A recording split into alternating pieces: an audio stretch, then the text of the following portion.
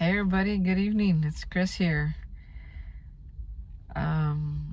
Excited to be with you here again.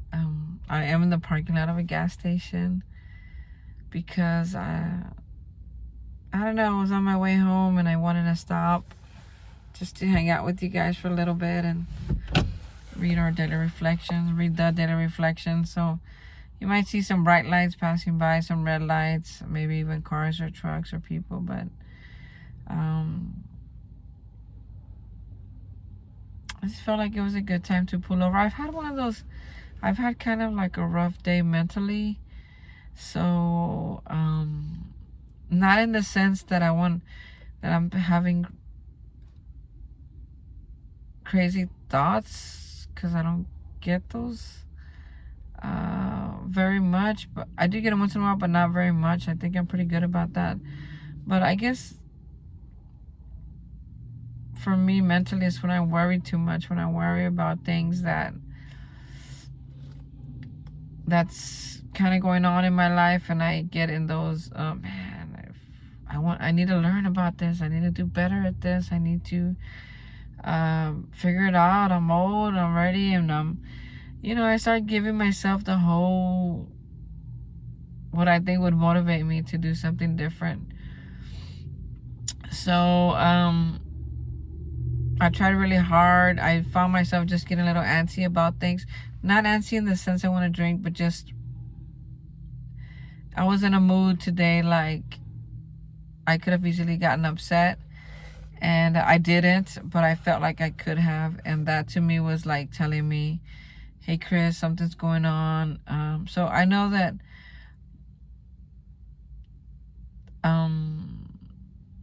there's gotta be I gotta do something different in my life today, and I know what that is for me personally. I think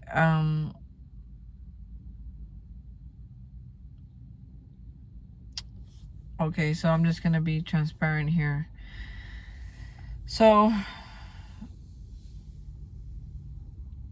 I have a sponsor, like, per se. I mean, I had a sponsor these last 4 years. I mean, he helped me work the steps like completely from 1 to 12, the best that I could. I mean, when we decided to be sponsors, I don't think he knew what that all entailed, because I think I'm not uniquely different, just some stuff came up that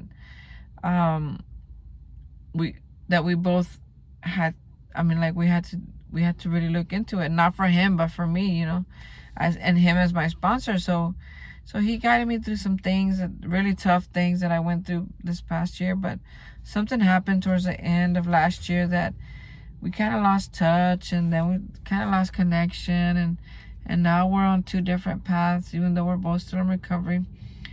So I haven't really called him or used him much lately. So in essence, that's like not having a sponsor, right?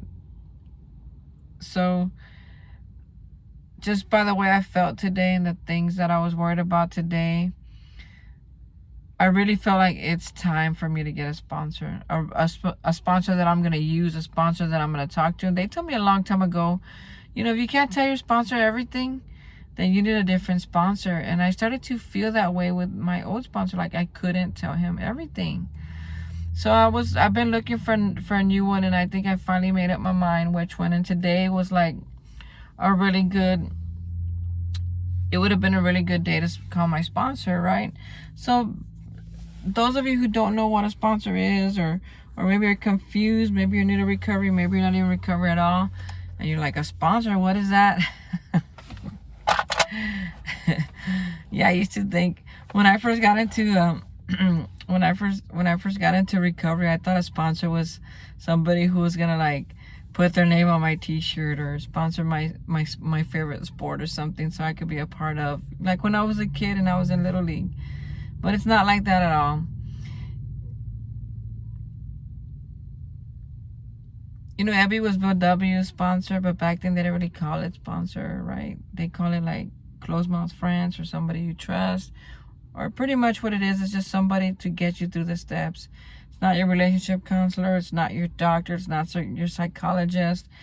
A sponsor is not God. It's just a guide. It's just somebody who can help you get through the steps. And what happens over time is that you start building a relationship. Sometimes you build a friendship, right? But you build a relationship in the sense that now my sponsors know everything about me. Everything, right? So when I get into a bind or a hiccup or so, I get into a date like today where I was just worried, I could call my sponsor and he knows everything about me and he can help me get through, and he knows the program, so he can help me get through a situation.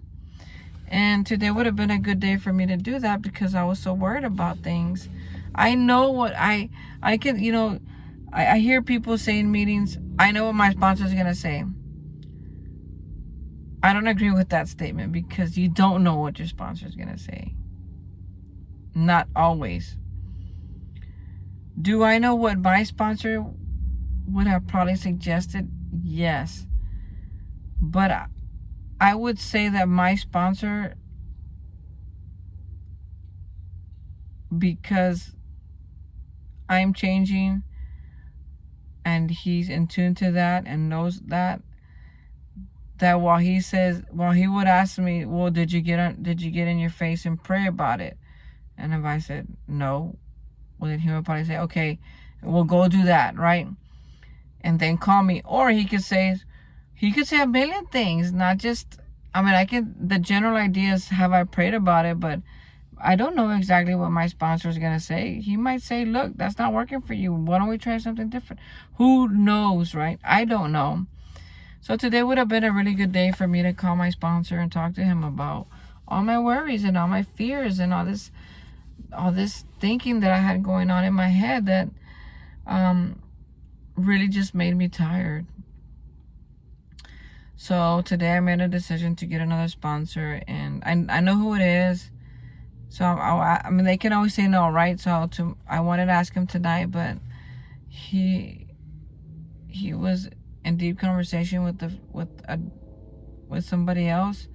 So I told him we'll talk tomorrow, and he's good about that. So we'll talk tomorrow, and I'll ask him. Hopefully he'll say yes, but if he doesn't, he'll say no. But I know today more than any day that I need to have a sponsor in my life. I need to have that person that knows everything about me, that I could tell them what I'm going through, and that they could just suggest something from the book, right? Something real. And I really like what I liked about my old sponsor is that he was level. Like he wasn't on my side or not on my side. It was just a very generalized way of being, and I appreciated that because I could take that with my sponsees. I treat them the same way that he treated me, but we started falling apart, and we went different ways, and I just don't think he's a good fit for me anymore. But I do need one in my life. So that was how my day was, and I felt like I wanted to just just talk to you a little bit about it. And I didn't realize how much I was going to tell you, how much detail I was going to give you, but I wanted to just talk to you a little bit about it because I do have those days, and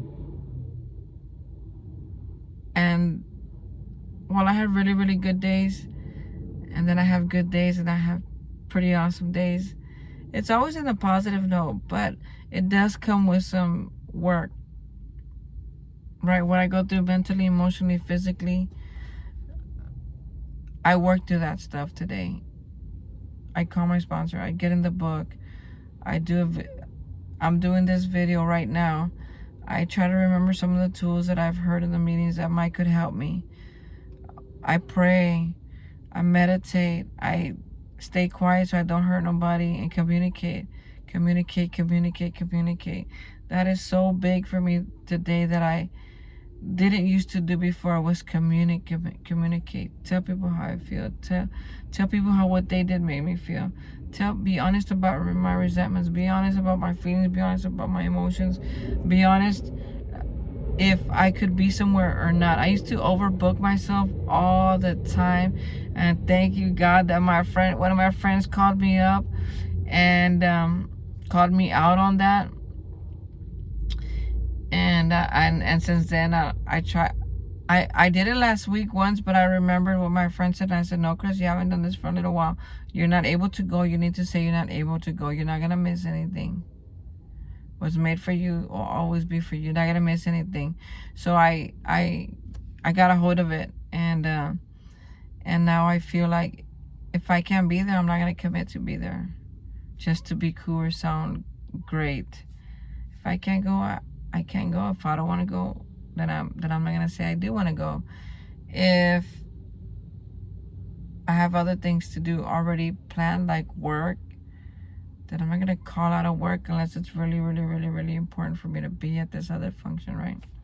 So that's a little bit about my story and how that these pieces of my life have unfolded. The very simple little things that have unfolded that make my life so much greater. Like not overbooking myself, like being honest about my feelings, like sharing where I am today, mentally, emotionally, and physically with somebody that I trust. Those are two little things that make all the 2 or 3 little different things that make all the difference in the world for me in my sobriety, my recovery, and my relationships with others. So I think that's enough about that. Let's get on to our video, to my reading from the daily reflections. And I just want to say, never mind. I was gonna do something, but I'm not. Let's just keep moving. Okay, I was gonna talk about my voice. My voice, it sounds deep all the time. It's because of the testosterone. It always makes me sound like I'm in puberty, right? I'm deep 1 minute and squeaking the next minute, and it's because of that. So I apologize. I sometimes I listen to myself, my videos, and I say, man, Chris, you sound like boring or sad. I'm not either one of those. So that's just my voice, and I'm just gonna get over it. All right, so I just needed to say that. It's all good. All right, so I'm gonna start reading out of June 15. I'm gonna turn this light on just real quick so I could read. June 15, making AA your higher power. You can make AA itself your higher power. Here's a very large group of people who have solved their alcohol problem. Many members have crossed the threshold just this way. Their faith broadened and deepened, transformed. They came to believe in a higher power. And that's out of 12 Steps and 12 Traditions, page 27 and 28. No one was greater than I, at least in my eyes, when I was drinking. Nevertheless, I couldn't smile at myself in the mirror, so I came to AA where, with others, I heard talk of a higher power. I couldn't accept the concept of a higher power because I believed God was cruel and unloving. In desperation, I chose a table, a tree, then my AA groups as my higher power. Time passed, my life improved, and I began to wonder about this higher power. Gradually, with patience, humility, and a lot of questions, I came to believe in God. Now my relationship with my higher power gives me the strength to live a happy, sober life. Wow.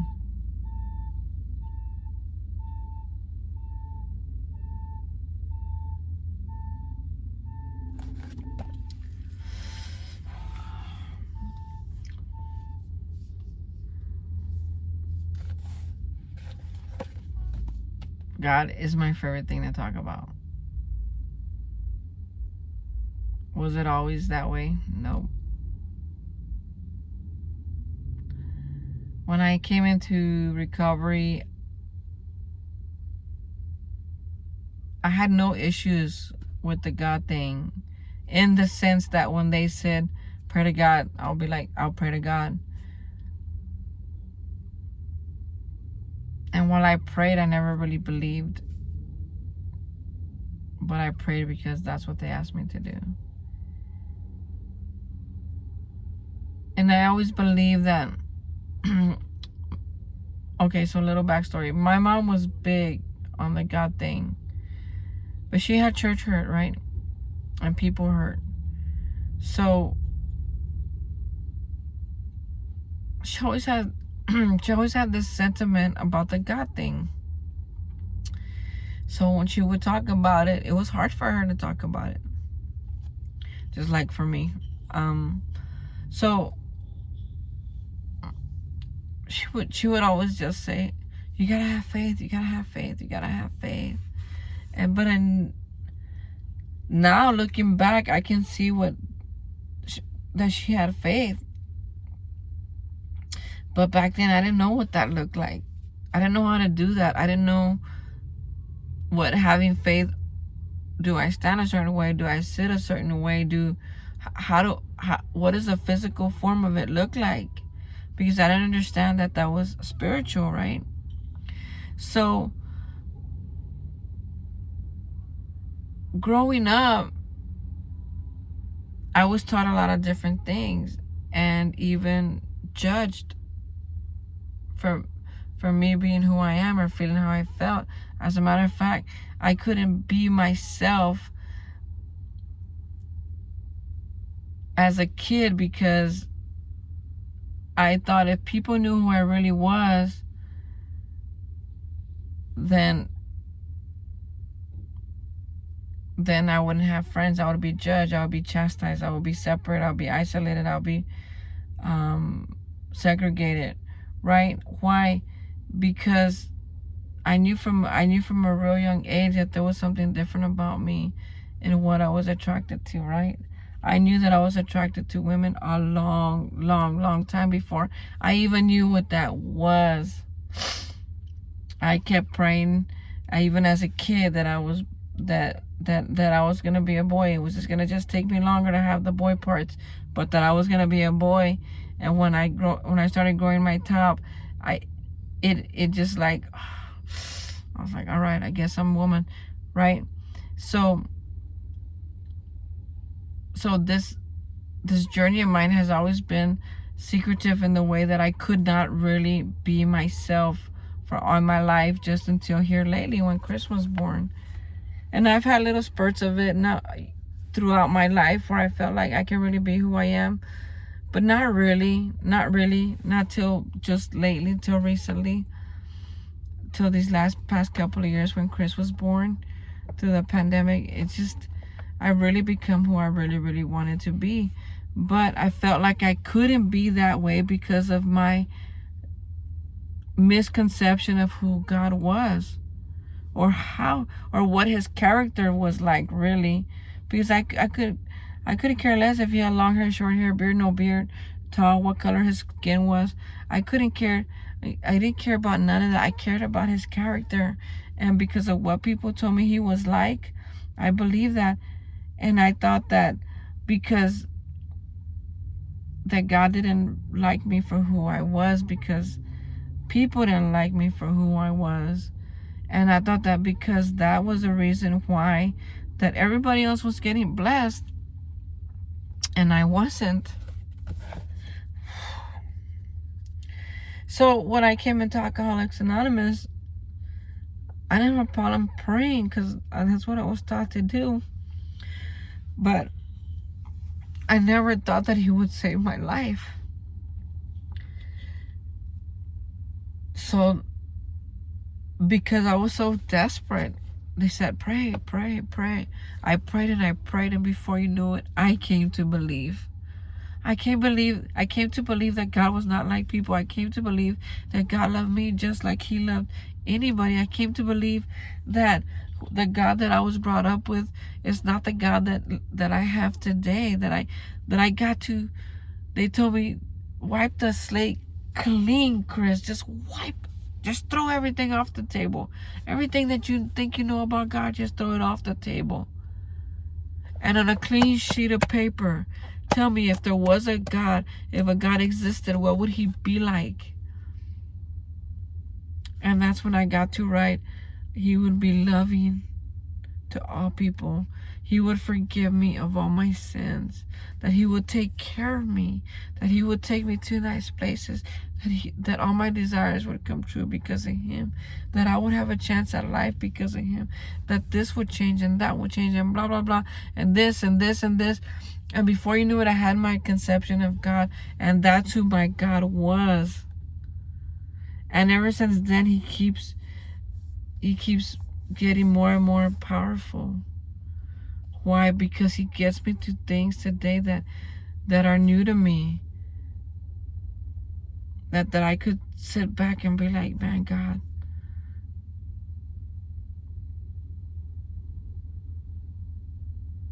I don't understand what's happening. But if this is where you want me, you're going to have to get me through it, because I'm about to break. I'm about to give up. And that's not the relationship that we used to have before. Has it evolved? Has it changed? Has it gotten better? Yeah.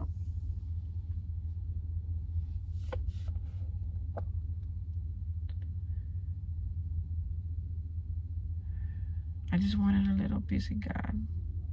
Just a little tiny bit. I wanted to feel like what those people were telling me they were feeling in the rooms. I wanted a life like what those people said I could have. And for the most part, I have it. Do I have my struggles? Yeah. Today was one of those days. But I'm still here. I've eaten. I still have my apartment. I have 2 beautiful dogs. I have a lot to be grateful. I have my sobriety. I didn't go drink today because of what was going on in my head. That's new. That's new to me. So while my evolution of my relationship with God, it's evolved, it's different today than it was when I first got here. Didn't matter what it was, I still didn't drink. I've relapsed a couple of times, but I here lately I haven't drank.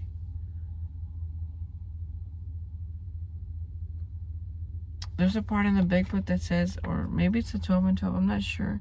It's in the literature, and I'm grateful that I'm not sure right now, because I have really been thinking about doing a Big Book study or a 12 and 12 study on one of these videos. I think it's a 12 and 12 because it's my favorite. But it was talking about coming to believe.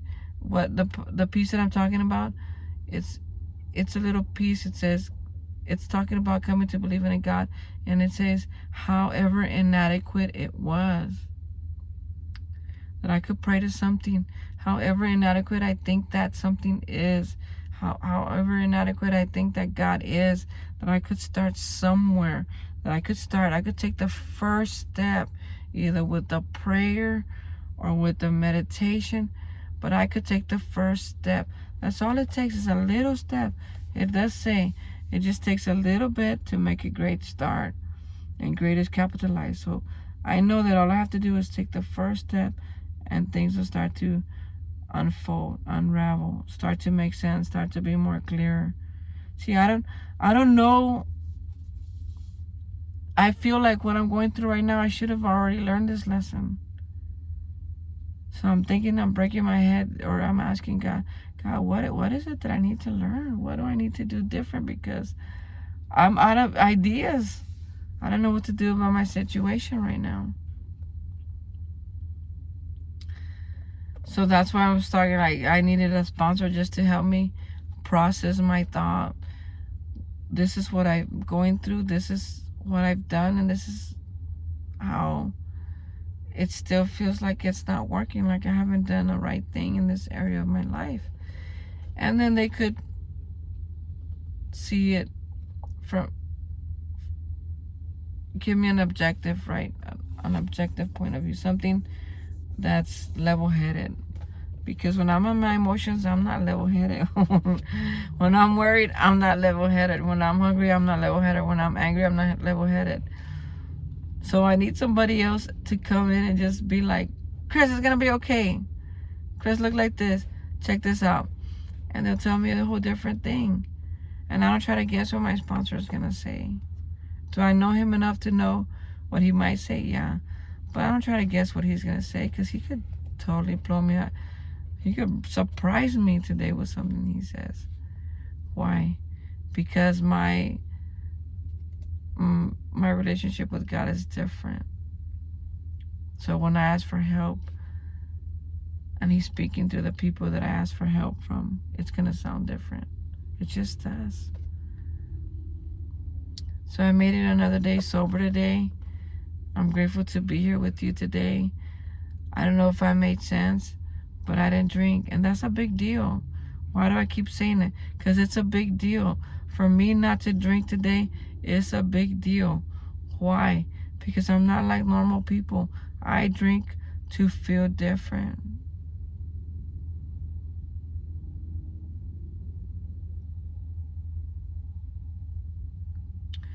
If you have a similar struggle today, and you think nobody understands you, or it's crazy to be this weird about things, I just want you to know that you're not alone. I am here with you, and I've been around the rooms enough to know that there's a ton of us here with you who do think it's a big deal that we didn't drink today, who do struggle with these thoughts in our head that tell us that we're not good enough, or that we're never going to learn, because that's not true. We are good enough, and we can learn. If we listen to what people are suggesting, or maybe telling us their experience, we might learn something. I might learn something. I've been listening a lot lately because I need to listen sometimes. I need to learn. How can I give you something? How can I carry a message that I don't have? Where do I get that message from? Experience. Reading the books and go out and experiencing life and applying these principles to my life, to our areas. And then I have something to share with you guys. But if I'm just talking and not learning, not taking suggestions, not being of service, not taking action, then I have nothing to talk about.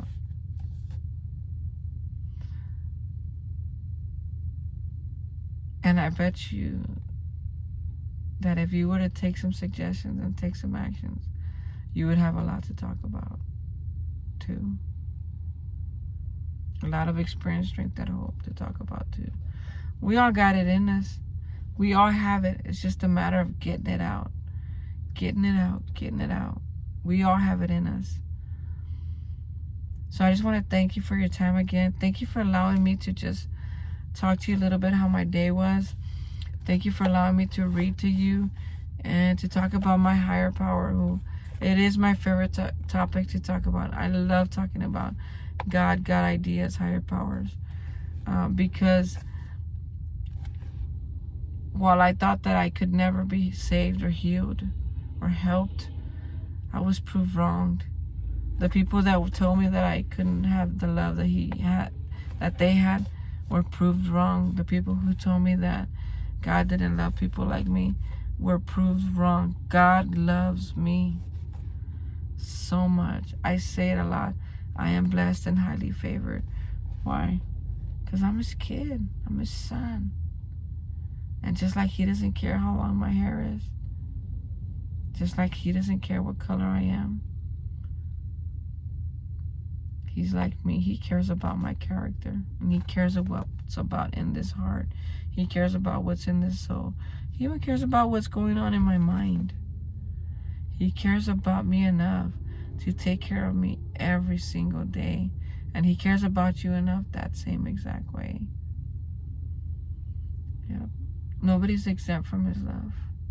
Nobody. He loves everybody. He really does. I know he does.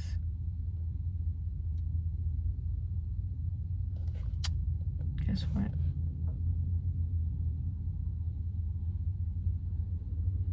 I love a lot of people too. I can't say everybody. I'm not Jesus. But I do love a lot of people. And I love a lot more people today than I did when I first got here, including myself. So people, don't give up. Don't give up before the miracle happens. Well, my light went off, so I guess it's time for me to shut it down. Thank you for your time. Thank you for listening to me. I love you all. All right, we'll talk to you again tomorrow. Bye.